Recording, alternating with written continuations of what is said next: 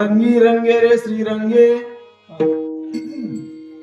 काय फुलला श्री पतंगे शरीर जायाचे ठेवणे धरिसे या वेळास जेणे नोहे तुला हा परिवार द्रव्यदारा क्षणभंगूर अंतकाळीचा सोयरा तुका मने विठोधरा शरीर जायाचे ठेवणे धरिसे या वेळास जेणे शुक्लम परम विचार सार परम माध्यम जगत व्यापिनी वीणा पुस्तकाने वेदांत दंडकारा हस्ते स्फटिकमालिकां विदधतीं पद्मासने संस्थितां वन्देतां परमेश्वरीं भगवतीं पदां शारदाम् अजं रुक्मिणी प्राणसञ्जीवनन्तं परमधाम कैवल्यमेकं तुरीयं प्रसन्नं प्रपन्नार्तिहं देवदेवं परब्रह्मलिङ्गं भजे पाण्डुरङ्गं पाण्डुरङ्गकरा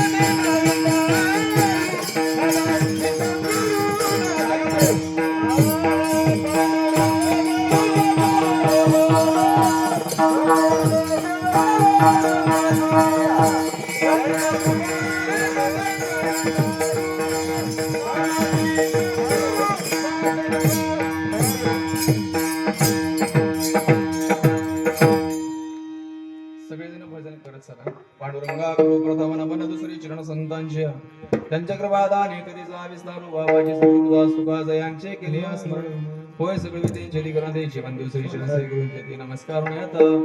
नमो सद्गुरु तुकया ज्ञान दीप नमो सद्गुरु सचिदानंद रूपा नमो सद्गुरु भक्त कल्याण मूर्ती नमो सद्गुरु भास्करा पूर्ण कीर्ती कर्पूर गौरम करुणावतारम संसार सारम भुजगेंद्र सदा वसंतम हृदयारविंदे भवं भवानी सहितं नमामि.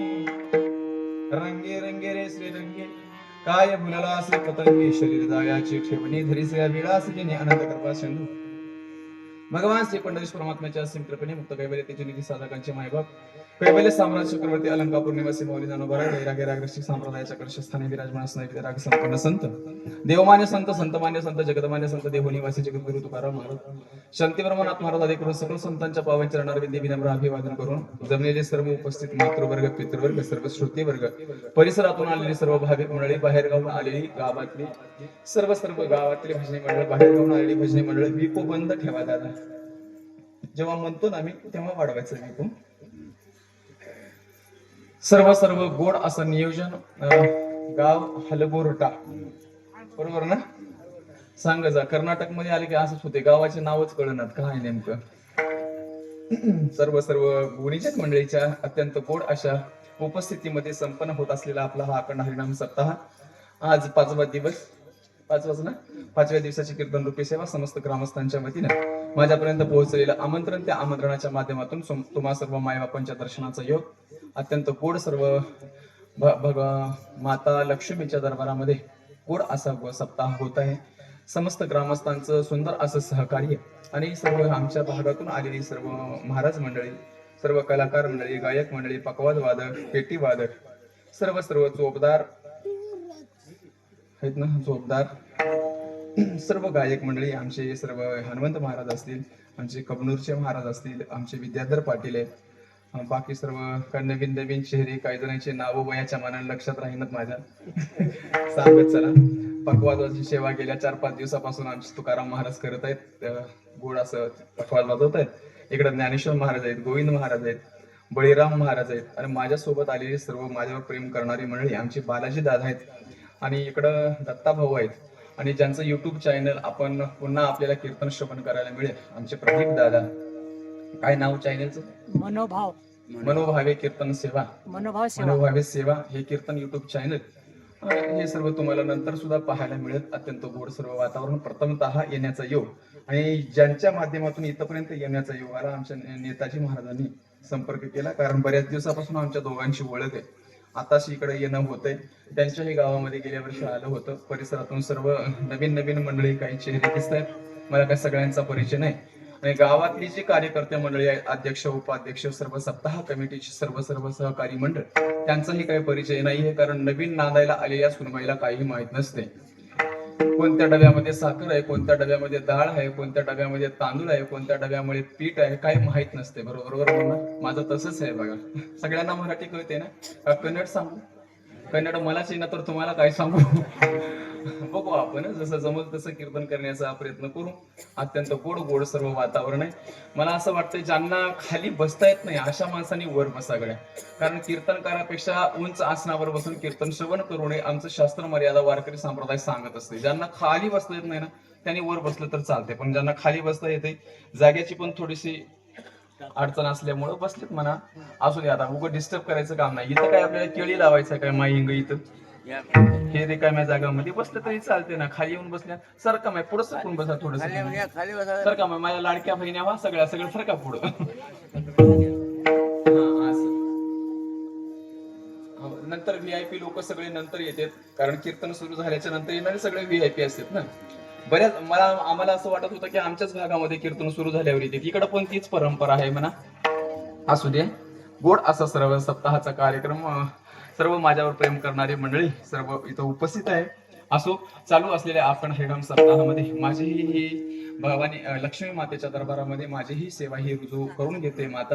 माता लक्ष्मीचा आशीर्वाद सदैव तुमच्या पाठीशी असावा, माझ्या पाठीशी असावा, कारण तिच्याच पाठीमागं आपण सगळेजण लागलोय. बरोबर ना? लक्ष्मी वल्लभा दीनानाथा पद्मनाभा सुख वसे तुझे पायी मज ठेवी त्याची ठाई. उपदेशपर प्रकरणातला अभंग निवडलाय. या अभंगामध्ये जगद्गुरु तुकोबाराय माणूस म्हणून जन्माला आलेल्या प्रत्येक प्राण्याला एक महत्वाचा उपदेश देत आहेत महाराज. राहू दे बाबा, राहू दे, आता राहू दे. बसलेत बिचार. सुमकुटरी जमते आपल्याला, येते.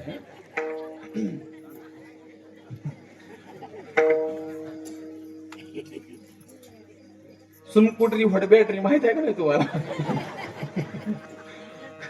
जाऊन दे सर, आपल्याला तो आता विषय नंतर बघू आपण, जमलं तर वेळ मिळाला तर.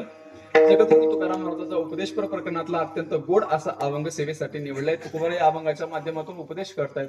प्रत्येकानं सांगतायत, बाबा तुम्हाला जर रंगायचं असेल तर संसाराच्या रंगामध्ये रंगण्यापेक्षा ज्या रंगामध्ये लक्ष्मी माता रंगते, श्री म्हणजे लक्ष्मी, जी माता लक्ष्मी श्री रंगाच्या रंगामध्ये रंगते, श्री रंगामध्ये ज्या रंगते त्या रंगामध्ये तुम्ही रंगा. या संसारामध्ये भुलून पतंग किड्यासारखं भुलून तुम्ही वेड होऊ नका. काय बोलला असे पतंगे, का महाराज या रंगामध्येच का रंगावं? कारण तू कोमाऱ्या सांगतात, बाबा या रंगामध्ये रंगण्याची संधी पांडुरंग परमात्म्याने तुम्हाला एकदाच प्राप्त करून दिली, नंतर तुम्हाला या रंगामध्ये रंगता येत नाही. म्हशीच्या अवतारामध्ये म्हणजे म्हशीच्या योनीमध्ये गेल्याच्या नंतर, बैलाच्या योनीमध्ये गेल्याच्या नंतर, पशुप्राणी झाल्याच्या नंतर या रंगामध्ये रंगता येत नाही माझ्या पांडुरंगाच्या. जगामध्ये एकच रंग असा आहे बघा, त्याचं नाव आहे पांडुरंग. त्याच रंगामध्ये माणसानं रंगलं पाहिजे, कारण माझ्या पांडुरंगाचा रंग रंगण्यासारखा आहे, संसाराचा रंग रंगण्यासारखा नाहीये. संसाराच्या रंगामध्ये रंगू नका तुम्ही. तुम्हाला जर रंगायचंच असेल तर माझ्या पांडुरंगाच्या, माझ्या श्रीरंगाच्या रंगामध्ये रंगा, असं तुकाराम महाराजांचं म्हणणं आहे. रंगे रंगे रे श्रीरंगे काय भुलला असे पतंगे. पण आपण संसाराच्या रंगामध्ये रंगलोय महाराज. तुकोबाऱ्या सांगतात काय भुलला असे, काय पतंग केल्यासारखं. त्या पतंगाला ते दिवा दिसते, पतंगा देते अलिंगन, ते तर ते असे अचूक मरण ते विषयाचरणात्मक घाता. आपण विषयामध्ये बुडालेले सर्व जीव आहेत महाराज. विषयों के बंदो से बांधा गया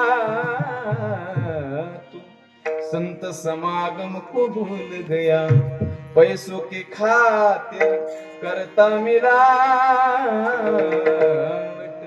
नेकी और नीति को भूल गया, क्या किया क्या किया क्या किया रे, जीवन गवा दिया तूने, जीवन गवा दिया,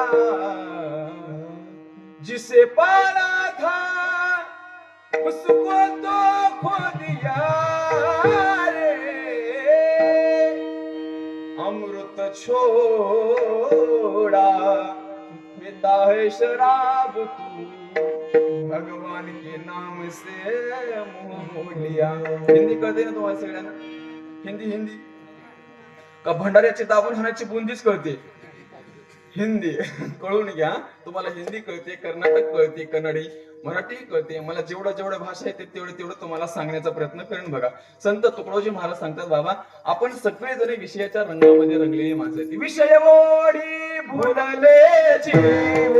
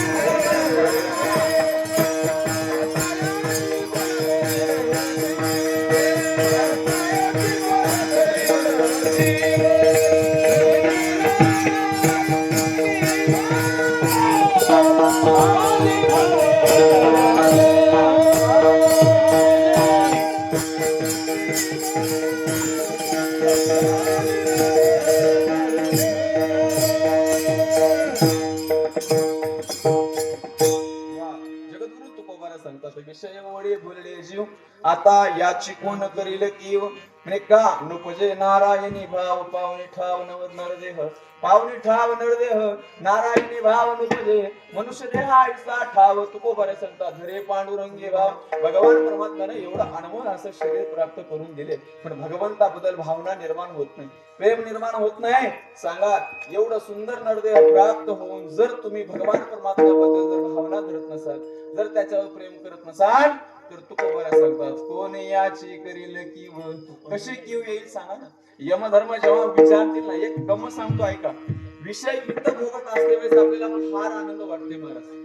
जेव्हा आपण विषय भोगतो का नाही, चांगलं खायला, चांगलं पाहायला, चांगलं राहायला, आपली आस कोणती असते सांगा ना. संसारिकाची आसच कोणती आहे? ल्यावे, खावे, बरे असावे सदैव, हेची करे हाव संसारिक. फक्त ल्यायला चांगलं मिळावं, खायला चांगलं मिळावं, राहायला चांगलं मिळावं, याच्यापेक्षा जास्त संसारिकाची हावच कोणती असते सांगा ना. बोला ना.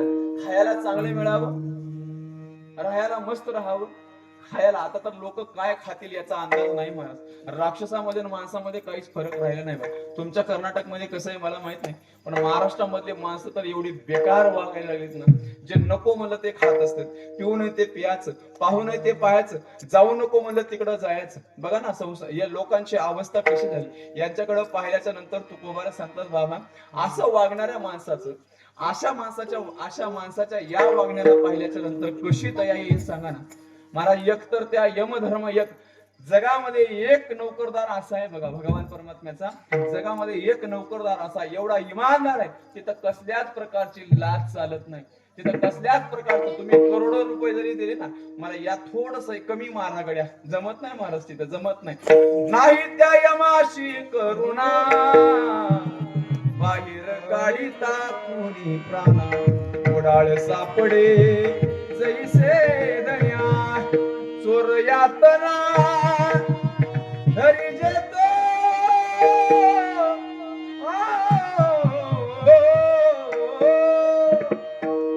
सांगतात तिथं दया माया करुणा कसल्याच प्रकारचं काही नाही बघा. एकदा मारायला चालू केलं, मारी ती थोडी ती थोडी ती मारी ती थोडी ती थोडी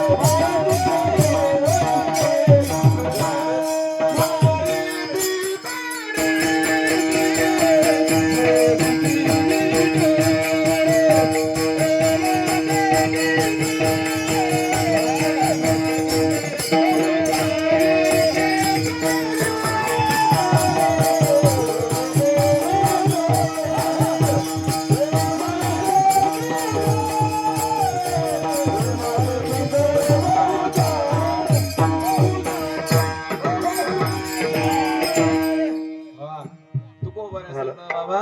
यमाचे किंकर बहुसाल मारिती, किती दिवस बहुसाल मारिती, बहुसाल तोडीती, बहुसाल झोडीती, का तिथं दया माया करुणा नाही म्हणून. तिथं काही नाही महाराज. थोडं जाऊ दे पाप विचार, एखाद्या वेळेला भजनाला गेले आणि एखाद्या वेळेला दहाव्यावर बी गेले, तिथंच महाराज तिथं उत्तर द्यावंच लागतंय. तिथं गेल्याच्या नंतर जेव्हा विचारलं जातं ना, सांग तुला हालगोरट्यामध्ये माणूस म्हणून जन्माला घातलं होतं, काय काय दिवे लावला सांग, असं यमधर्म जेव्हा विचारतात ना, तुकोबा आहे साधू संत महात्मे सांगतात, सांगा तेव्हा काय उत्तर देणार आहे. करू नये ते केले, खाऊ नये ते खाल्ले, पिऊ नये ते पिले, जे करायचं नाही ते शास्त्र विहित सगळे कर्म केलेत.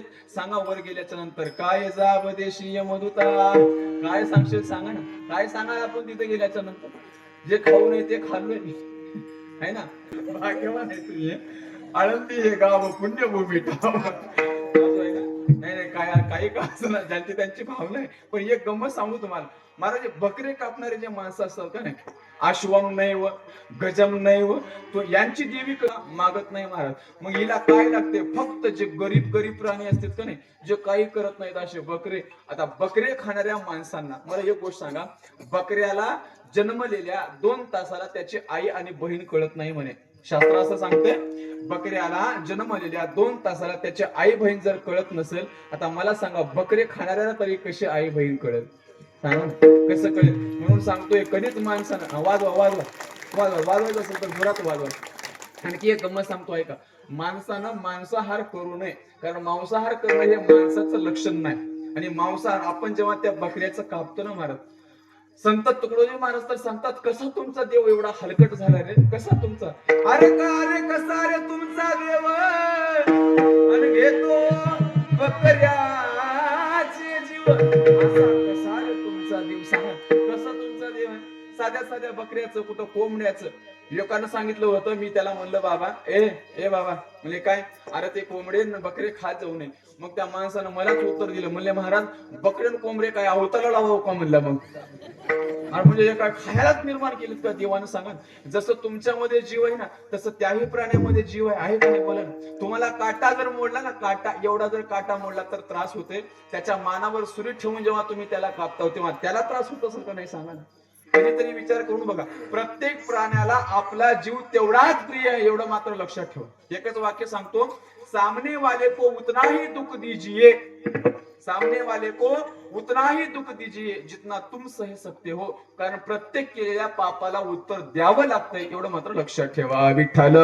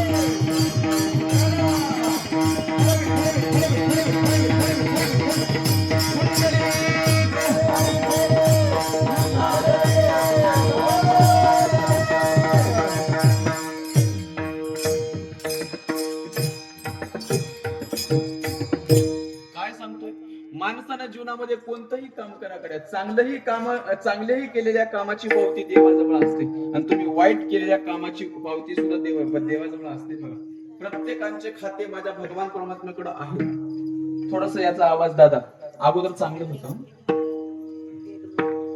मेरे मालिक के दरबार में सबका है खाता, मेरे मालिक के दरबार में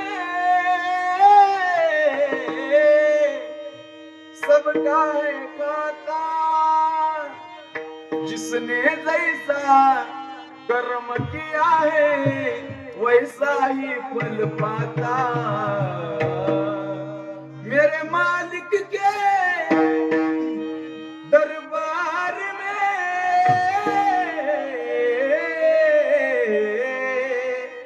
सबका है खाता। माझ्या भगवंताच्या दरबारामध्ये सगळ्यांचे खाते आहेत मला, सगळ्यांची. चांगलं काम करा, वाईट काम करा. आपण एक लहानपणापासून भजन ऐकत आलोय बघा. लहानपणा अगोदरच्या काळामधले भजन फार गोड असायचे महाराज. बघा ना, अगोदर आपण एक भजन ऐकत, तुम्ही आता इकडे होतं का नाही माहित नाही, पण आमच्या महाराष्ट्रामध्ये सकाळी सकाळी उठलं ना, एक भजन आम्हाला कानावर पडायचं. कोणतं? जगी जीवनाचे सार घ्यावे जाणून सत्वर, जैसे ज्याचे कर्म तैसे फळ देतो रे ईश्वर, जैसे ज्याचे कर्म तैसे फळ देतो रे ईश्वर. क्षणिक सुखासाठी कोणी होतो निती भ्रष्ट, कुणी त्याग जीवन आपले दुःख सगळे करण्या नष्ट. देव करी जे जे काही, देव करी जे जे काही, आत्मा भोगी तो नंतर, जैसे ज्याचे कर्म तैसे फळ देतो रे ईश्वर, जैसे ज्याचे कर्म तैसे फळ देतो रे ईश्वर. आपण लहानपणापासून ऐकत आलोय मला. त्या भाव बघा ना, त्या गाण्यातला भाव बघा, काय सुंदर भावगीत आहे. क्षणिक सुखासाठी कोणी होतो निती भ्रष्ट. प्रत्येक जण कोणाला कसं वागावं, कसं राहावं, काय खावं, काय प्यावं लोकांना कळायला तयार नाही मला. थोड्या थोड्या सुखासाठी माणूस आपली नीती भ्रष्ट होऊन जातो, पण नंतर त्याला भोगावं लागतं, एवढं मात्र लक्षात ठेवा. कारण भगवान परमात्म्यानं कर्म करण्याचं स्वतंत्र आम्हाला दिलंय, पण फळ भोगण्याचं स्वतंत्र मात्र दिलं नाही. तुम्हाला एक गंमत सांगू तुम्हाला. मला भगवान परमात्म्याकडे 2 कॅमेरे आहेत, 2. हे जे मोबाईलचा कॅमेरा असतो ना, हे रेकॉर्डिंग करते, पण फक्त माझ्या एकट्याच करतोय. तुम्हाचं कधी कधी येतंय, कधी कधी तुम्ही येत नाही, बरोबर ना. या मोबाईल मध्ये एकट्याच रेकॉर्डिंग होऊ शकते, पण माझ्या भगवान परमात्म्यानं 2 कॅमेरे असे लावलेत की एवढे डिजिटल क्वालिटीचे बघा, सगळ्याच रेकॉर्डिंग. लोकांना वाटतंय अंधार पडल्यावर कंदुरी खायला दिसते, टेबलाच्या खालून केलेले व्यवहार दिसते. बरेच माणसं दिवसा बरं वाटणार, लोकायला बरं दिसणार म्हणून अंधार पडल्यावर जातात आमच्याकडे, तुमच्याकडे नाही. तुम्ही सज्जन माणसं आहेत सगळेजण. पण अंधारामध्ये जरी गेले ना, अंधारामध्ये जरी गेले ना, भगवंताला दिसत नाही का सांगा. अरे तो नाही कुठं सांगा ना, तो प्रत्येकांच्या जवळ जर तो आहे ना, त्याला कसं दिसणार नाही. तुम्हाला जे जे पदार्थ दिसतात, जे जे पदार्थ तुम्हाला दिसतात ना, ते त्याच्यापेक्षा कितीतरी पटीनं भगवंताला दिसतात, एवढं मात्र लक्षात ठेवून काम करूच्या. एखादी बाई एखाद्याच्या घरी जाते, लहान कोवळमन करते, काहीतरी उचलून घेऊन येते, ते बी दिसतंय माय, तुझं बी दिसतंय, दिसून नाही तुझं काय दिसणं असं नाही, तुझं बी दिसतंय. एखादा माणूस बघा शेतामध्ये नाही, बायानं एक सवय असते बघा, उगच जाते शेताकडे जाता जाता कुठंतरी कापूस दिसली की थोडस कापूस घेऊन येते घरी, कशाला वाती करायला. ते कापूस आणलेलं बी देवाला दिसतंय माय, तुला आणायचंच असेल तर विचारून आण. जर न विचारता आणलं ना, मग ते चोरीमध्ये भरती होते, मग त्याचंही तुला कर्म भोगावं लागते बघा, आहे का नाही. म्हणून प्रत्येक कोणतीही गोष्ट करत असते वेळेस माणसानं विचार करून केलं पाहिजे. खात असते वेळेस, पित असते वेळेस, पाय उचलून ठेवत असते वेळेस, कोणतं काम कसं व्हायला लागले याच्याकडे प्रत्येकाने विचार करून काम केलं पाहिजे. कारण काम करण्याच्या अगोदर आपले इंद्रिय आपल्या हातामध्ये असतात, पण काम केल्याच्या नंतर आपण स्वतंत्र नसतो बघा. त्याला मार रट्टे खावंच लागते, भगवान म्हणजे यमाचे रट्टे खावं लागतंय. आणि तिथं गेल्याच्या नंतर आपल्याला विचारणार आहे ना, पातके करिता पुढे आहे पुसता, काय उत्तर देता होशील तू. बरेच म्हातारे माणसं का नाही, म्हातारे 80 वर्ष झाल्याच्या नंतर आमच्याकडे येते, म्हणजे महाराज म्हणे काय थोडं घाला ना, गळ्यामध्ये माळ घाला ना आमच्या.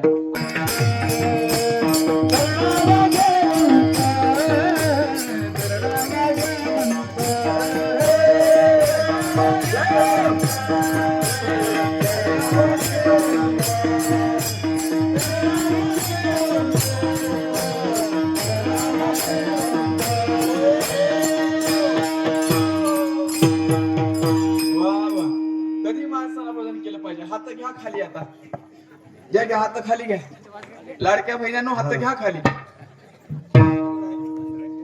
लाडकी बहीण योजना चालू आहे की नाही तुमच्याकडे? आहे ना? आमच्याकडे 1.5 आहेत, तुमच्याकडे 2 आहेत. माय आहेत की नाहीत महिन्याला 2,000? जाताना 500 देऊन जाता तुम्ही मला. काय तर पुण्य घडावं लागेल ना. भाऊ आलाय तुमचा गावात, मग द्यावं लागतं का नाही सांगा बरं तुम्ही. आमच्याकडूनच घ्यायचं ठरलंय का फक्त? तुम्ही द्यायचं नाही तुम्हाला? द्यायचं जा विठाला विठाला.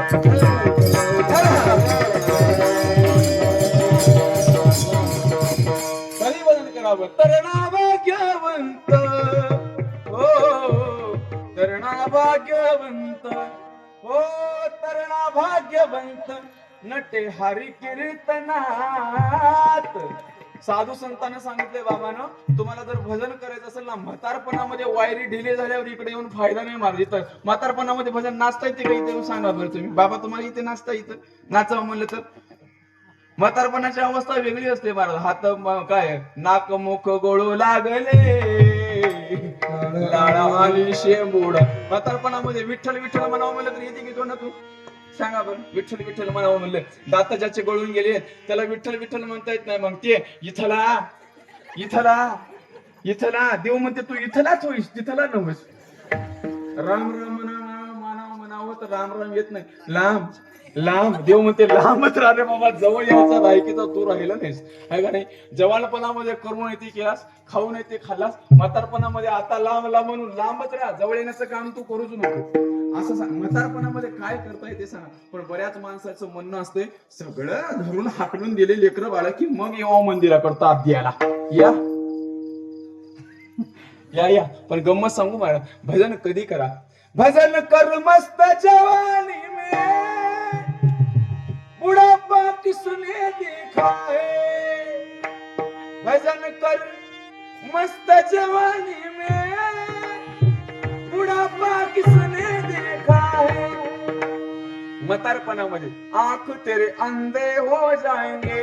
म्हातारपणात होतात का माहिती? इकडे म्हातारी होतात की नाही माणसं हलगोरट्यामध्ये? है ना? मरतात की नाही तुमच्याकडे माणसं? मरणार इल्ला मरणार.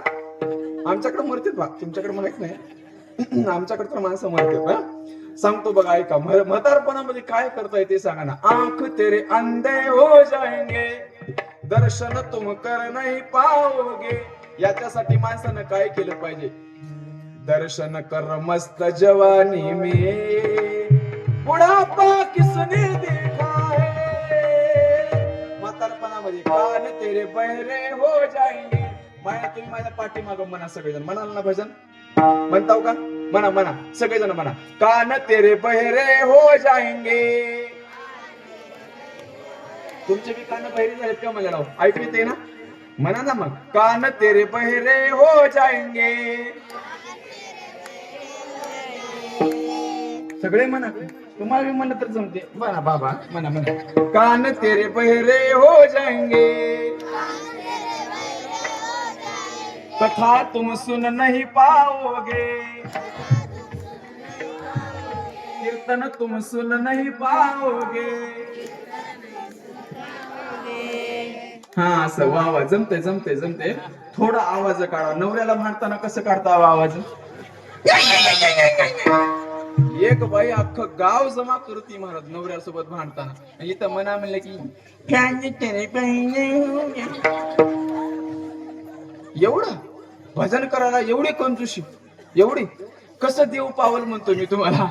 असं भजन केल्यावर कान तेरे बहिरे हो जाएंगे नाही, लवकरच बहिरे हो जाएंगे. त्याच्यामुळे म्हणा सगळेजण, कान तेरे बहिरे हो जाएंगे,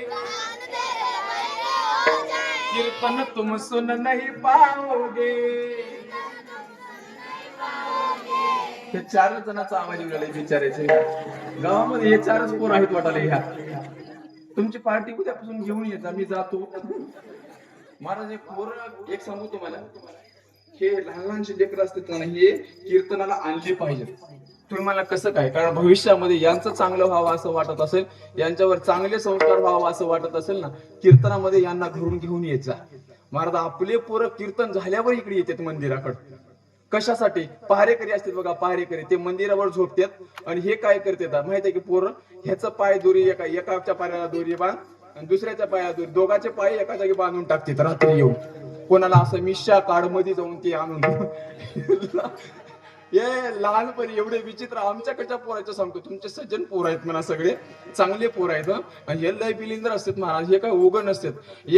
एक पोरगा का नाही असं रोट्या ते वाटावर गोट्या खेळायला होते. गोट्या खेळता का तुम्ही? माहित नाही तुम्हाला? फक्त एकच माहित आहे आता, लुडो नाही तर क्रिकेट. ते मोबाईल मध्ये आलेली गेम आहे का नाही. आणि 3 पत्ती खेळा बघा. ते गोट्या खेळत होतो. गोट्या आमच्या काळामध्ये गोट्या लय प्रसिद्ध महाराज. ते गोट्या खेळत होतं. गोट्या खेळत असते वेळेस तेवढ्यामध्ये मास्तर तिकडून आला. शाळेतला मास्तर म्हणतात की तुम्ही काय म्हणता तुम्ही? गुरुजी, टीचर, सर आलं. सर त्या पोराचं सर आलं. सर आल्याच्या नंतर अगोदरच्या काळामध्ये सरला विद्यार्थी लय भीत होते. आता कसलं भिनन कसलं काय महाराज, का भीत नाहीत सांगू. आता आमच्या काळामध्ये का नाही, आमच्या काळामध्ये महाराज मास्तर एवढे मारायचे म्हणाल. माईच्यान सांगतो, खोटं सांगणार मी. ते आमच्याकडे गावामध्ये एक मास्तर होतं. ते असे कल्ले धरायचे. असे कल्ले काही येईना गेले ना, असे कल्ले धरून वर उचलायचे असं. लय विचित्र महाराज ऐका नाही ते अगोदरच्या काळामध्ये. पण एवढं सांगतो ऐका, मास्तरांना जर मार खाल्लं ना, तर ते मार दिलं ना, तर ते मार खाल्लं. ज्यानं मास्तराचं मार खाल्लं त्यानंच त्याच्या जीवनामध्ये काहीतरी झालं. आणि ज्यानं मास्तराला उलट बोललं त्यानं बरोबर ढोरच राखलं बघा. विठ्ठल विठ्ठल.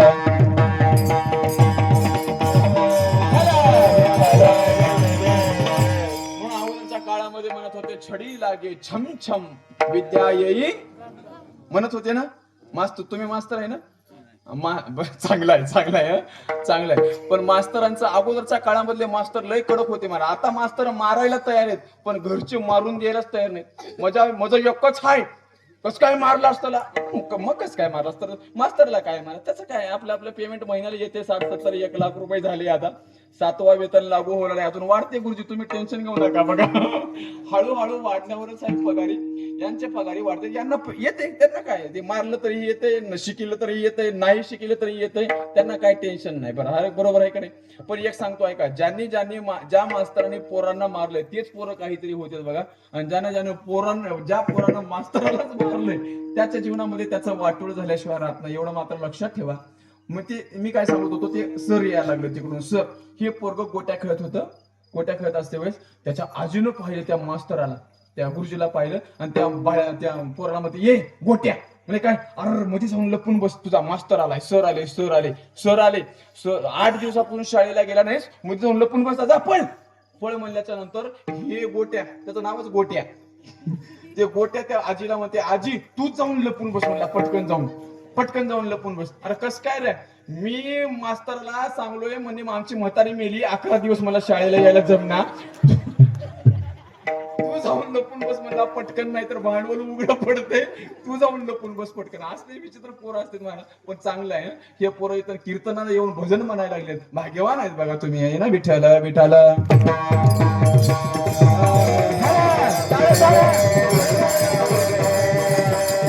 सगळ्यांना भजन म्हणा. कान तेरे बहरे हो जाएंगे, घरात कीर्तन तुम सुन नहीं पाओगे.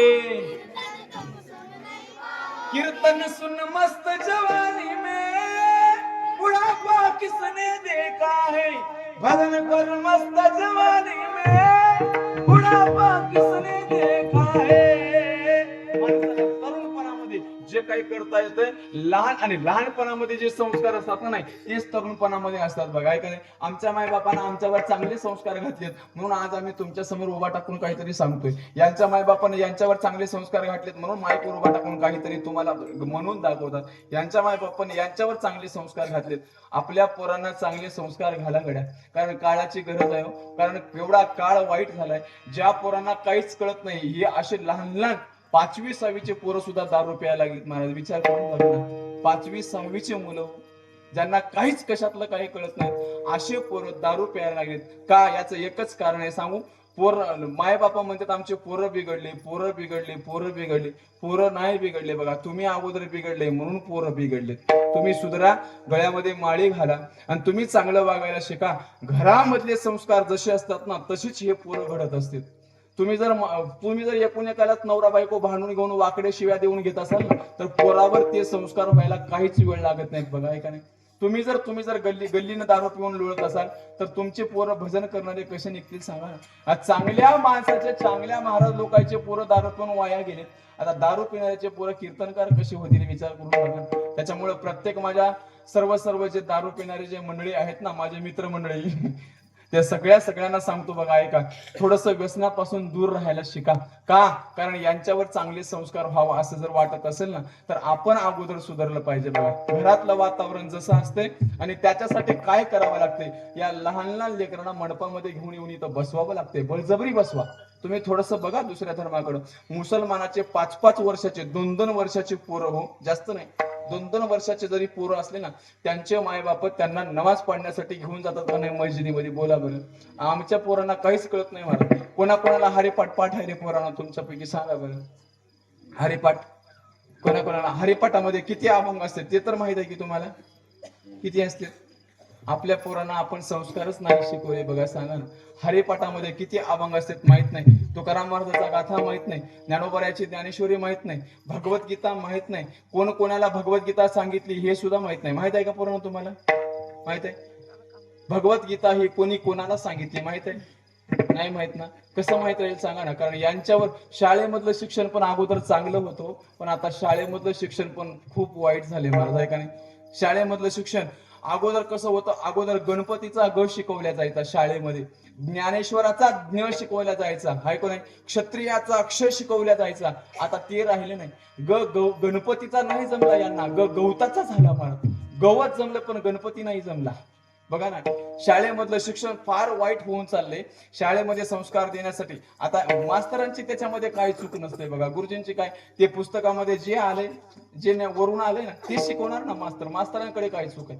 पण वरून शिक्षण अधिकाऱ्यानं तरी कमीत कमी या लहान लहान लेकरांचा विचार केला पाहिजे. नाही करत महाराज, विचार करून बघा. म्हणून त्याच्यासाठी आपणच आपल्या घरामध्ये या लहान लेकरांना, आमच्या बालूदादांचं पोरग आहे बघा, एवढंच पोरग आहे, पण त्याच्यावर संस्कार कसे आहेत. रात्रभर जरी तुम्ही त्याला कीर्तनाला बसवलं ना, एवढंच आहे ते 4-5 वर्षाचा असेल बघा, रात्रभर जरी कीर्तनाला बसवलं तरी ते बसून राहते. कीर्तनातून उठना, टाळ घेऊन नाचते. आणि त्याला एवढं कीर्तनाचं वेळ आहे बघा. का? माय बापाचे संस्कार. विठ्ठल विठ्ठल विठ्ठल.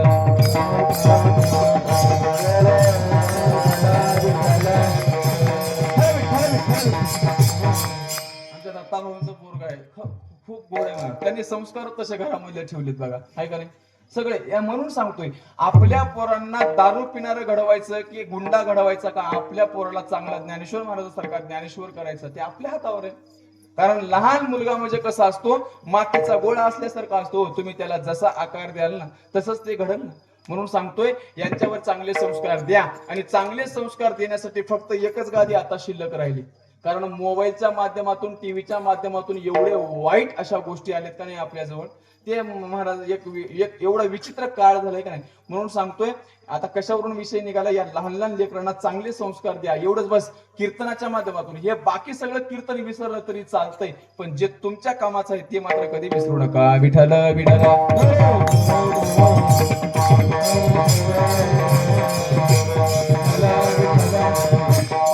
भजन जर करावं वाटलं ना, म्हातारपणामध्ये भजन करून फायदा नाही बघा. म्हातारपणामध्ये भजन येत नाही त्याला. म्हणून माणसानं तरुणपणामध्ये भजन करायला शिकलं पाहिजे. म्हातारपणामध्ये म्हातारपणाची अवस्था कशी असते सांगा ना. खोबऱ्याची वाटी झाले असे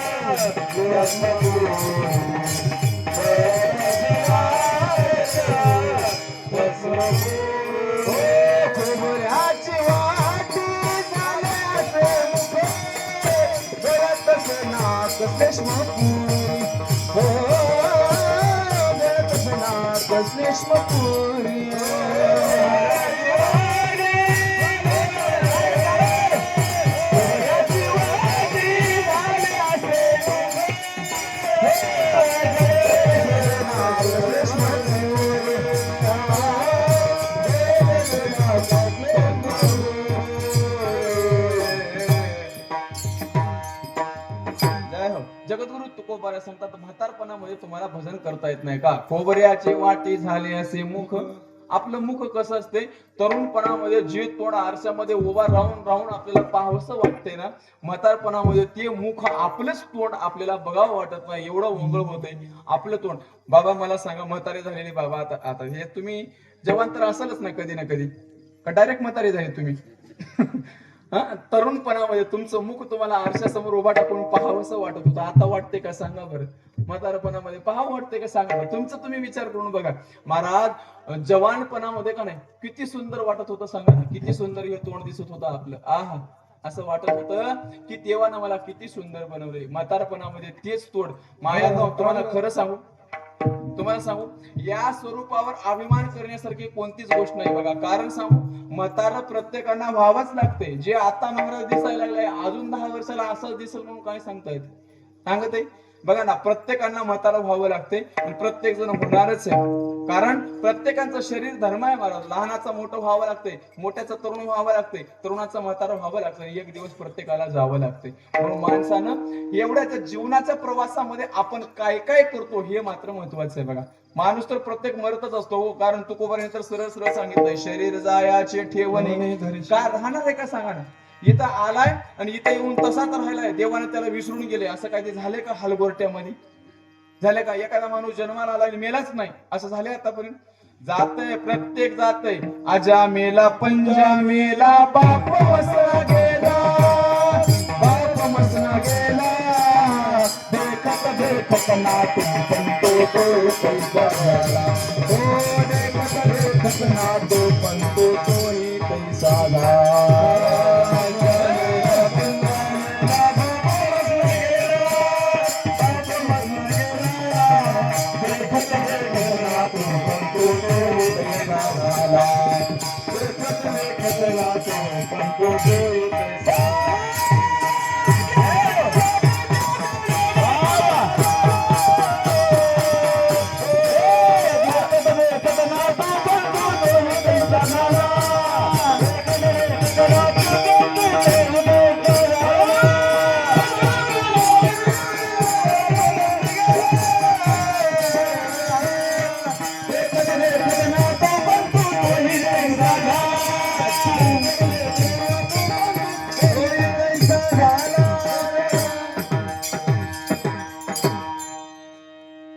तुम्हाला पंजोबा होते की? पंजोबा आजोबाचे बाबा नव्हती होते ना? आहेत की आता? केली ना? तुम्ही बी जाणार हो ना? तुम्ही बी जाणार हो, मी का राहणार का महाराज? सांगणारे जाते, ऐकणारे जाते, वाजवणारे का राहते वाटली की तुम्हाला? राहिना माय इथे सगळं येत नाही, गुरु आले अवतार.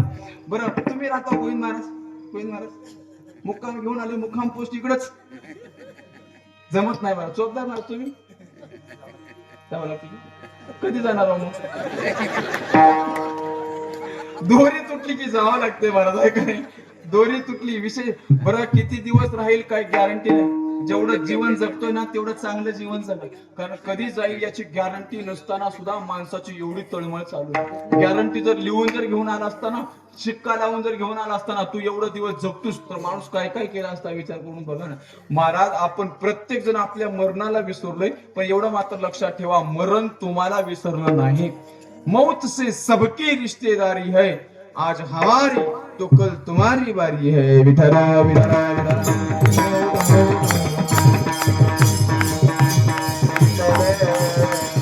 जगद्गुरु तुकोबारा सांगतात बाबा, मरण प्रत्येकाला येणार आहे. एका महात्म्याने सांगितलंय, मौत सबको आनी है, कौन इससे छूटा है, तूफाना नहीं होगा ये ख्याल झूठा है, सांस टूटती ही सब रिश्ते टूट जाएंगे, बाप माँ बहन बीवी बच्चे छूट जाएंगे, तेरी सारी उल्फत को खाक में मिला देंगे, तेरे चाहने वाले कल तुझे भुला देंगे, इसलिए कहता हूँ खूब सोच ले दिल में, क्यों फंसाया बैठा है जान अपनी मुश्किल में, कर गुनाहों का तौबा आके बस संभल जाए, कल का क्या भरोसा है जान कब निकल जाए, मुट्ठी बांध के आने वाले, मुट्ठी बांध के आने वाले हाथ पसारे जाएगा। धन दौलत जागीर से तूने क्या पाया क्या पाएगा। चढ़ता सूरज धीरे धीरे ढलता है ढल जाएगा। चढ़ता सूरज धीरे धीरे ढलता है ढल जाएगा।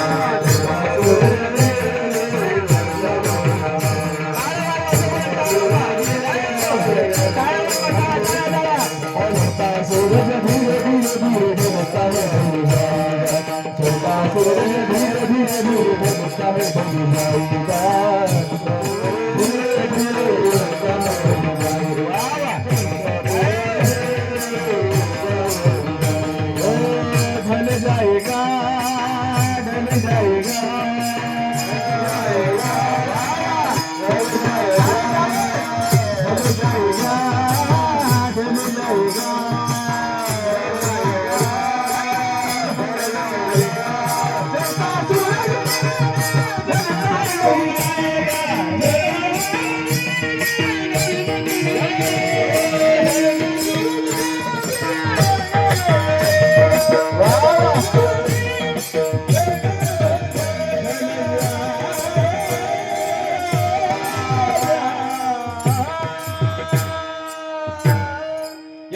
टाळ्या वाजवा बरं, जोरात वाजवा टाळ्या. हा ना, काय गोड वर्णन केले महाराज. मौत सबको आनी है, कौन इससे छूटा है, तूफाना नहीं होगा ये ख्याल झूठा है. प्रत्येक किती शब्द गोड आहेत बघा ना. सांस टूटती ही सब सब रिश्ते टूट जाएंगे. सगळे स्वार्थी असतात लोक. आपण म्हणतो ना हे माझं ते माझं, बायको माझे, हे माझं ते माझं. तुकाराम महाराजांना सरळ सरळ सांगितलंय, नो हे तुझा हा परिवार द्रव्यदारा. बघा ना, या अभंगाला अनुसरून मी सगळं सगळं सांगतो तुम्हाला. या अभंगाला तुकोबारा सांगतात, बाबा ज्या परिवारासाठी तुम्ही एवढं सगळं करायला लागलेत ना, बायको माझी, लेकर माझे, पोरग माझं, पोरगी माझी, हे माझं ते माझं, माझं माझं माझं म्हणून ते तू स्वतःला बांधून घेतलास ना, हे तुझं कोणतंच काही नाही आणि कोणतंच शेवटाला येत नाही. तुला जर शेवटाला यावं असं वाटत असेल ना, तर फक्त एकच शेवटाला येते, काय? माझ्या भगवान परमात्म्याचं नामस्मरण तेवढं कर आणि पुण्याचा साठा करून घे बाबा. अरे जे धन तुझ्या सोबत येणार आहे ना, ते धन माणसानं कमवण्याचा प्रयत्न केला पाहिजे. जे धन आपल्या सोबत येत नाही, मग ते नचले काही. सत्ता संपदा राहील ठाईच्या ठाई, पुढे संचित जाईल ग्वाही. तुका म्हणित यमाज्ञा. तुकाराम महाराजांना सांगितले, जे संचित आपल्या सोबत जाते ना, जे कर्म आपल्या सोबत जाते ना, जे गाठोडं आपल्या सोबत जाते ना, माणसानं ती गाठोडं कमावं की दुसरेच गाठोडे बांधत बसावं सांगा ना. जे गाठोडे आपण बांधत बसलोय ना, ते गाठोडे सोबत येणारे नाहीत, लक्षात ठेवा. क्या लेके आए बाबा, क्या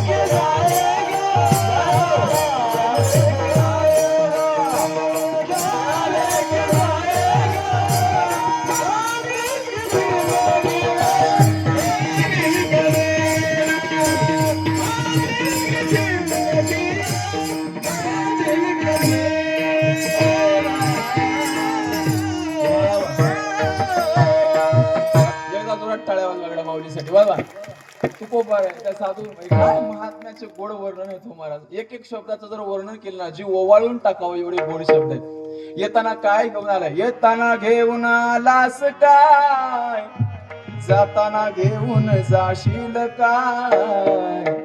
नको अभिमान करू भल्या माणसा. काय गोड वर्णन केले सांगा ना. नको अभिमान करू भल्या माणसा. अरे येताना घेऊन क्या लेके आया बंदे, अरे क्या लेके जाएगा. 2 दिन की जिंदगी है, 2 दिन का मेला. काय सांगा ना? 2 दिवस जगायचं आहे. माणसानं भांडणं करण्यामध्ये आयुष्य घालू नका. बघा बघा ना, काय काय लोकांचे उठल्यापासून भांडणं चालू होते बघा. अरे उठल्यापासून माय सकाळी उठल्या उठल्या अशा माणसाचं तोंड बघलं तर मी भांडणं करावं वाटते बघा. एवढे बेकार माणसं हो, काय सांगावं. कशाला लोकांचे भांडणं करण्यामध्ये, लोकांना मारामारी करण्यामध्ये आयुष्य घालवता बाबा.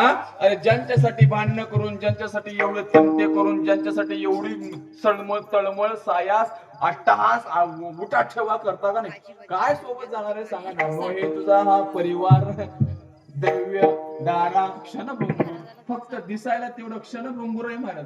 क्षणभंगूर हे जायन कळता सगळंच निघून जाते. तुमच्या पाठीमाग काय राहणार आहे सांगा. किती बाबा इथं पैसे कमवतात ना माणसं, पैसे पैसे त्याच्यासाठी तर सगळं चालू आहे म्हणा महाराज. सगळ्याच तेच चालू आहे का नाही. माणूस नोकरी करतो कशासाठी, बरोबर. तुम्ही पकवत होता कशासाठी, तुम्ही गायन करतो कशासाठी. तुमचं सोडा, मी कशाला आलो इथे कीर्तन करायला. सगळ्यासाठी तेच, सगळ्याचं तेच चालू आहे महाराज. पण एवढं लक्षात ठेवा, धन कमवा हो, कमवू नका असं नाही. पैसे घेतल्याशिवाय लोकाला किंमत देत नाही, आणि पैसे असल्याशिवाय लोक बी आपल्याला. एक गंमत सांगू तुम्हाला, माणसाचा भरलेला खिसा तुम्ही कसे आहेत हे लोकाला दाखवून देते, आणि माणसाचा रिकामा खिसा माणसं कसे आहेत हे तुम्हाला दाखवून देते. विठाला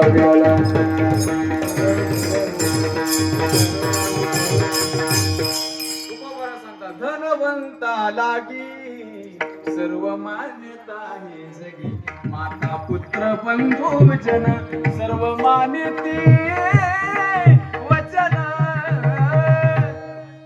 खाने पीने को पैसा होय तो, जो रू बंदगी करे, अरे एक दिन पैसा नहीं मिले तो पूछ के जवाब करे.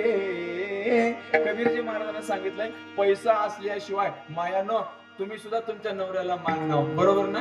कोरोनाच्या काळामध्ये सगळं कळून चुकलंय.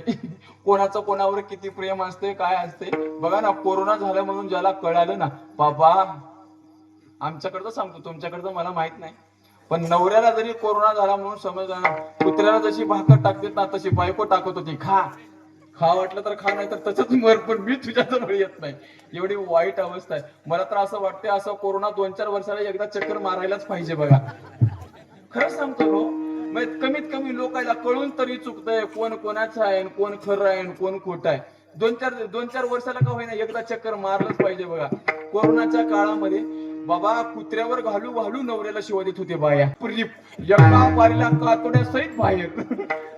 तुमच्याकडे होतं की नाही, कोरोना आला की नाही तुमच्याकडे. सगळीकडे आला होता महाराज, एवढा डेंजर होता म्हणा.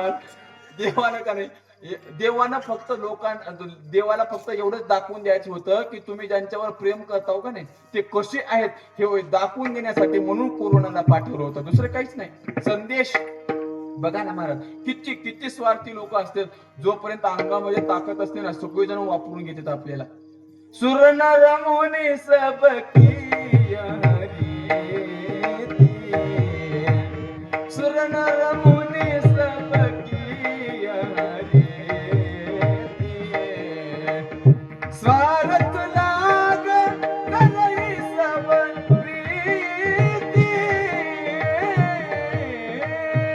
वो स्वामी तुलसीदास सांगतात, राम सिया राम जय जय राम, राम सिया राम जय जय राम.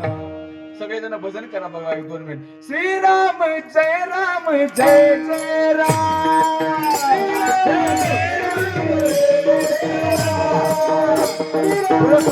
सगळेजण हातावर करा. हा वा वा वा, टाळ्या वाजवा. आपल्याला पुण्य एवढंच भजन केल्यावर पुण्य मिळतंय ना, मंडपावाल्या 1000 पटीनं पुण्य मिळते. सगळेजण टाळ्या वाजवून भजन करा, जोर नाही फक्त.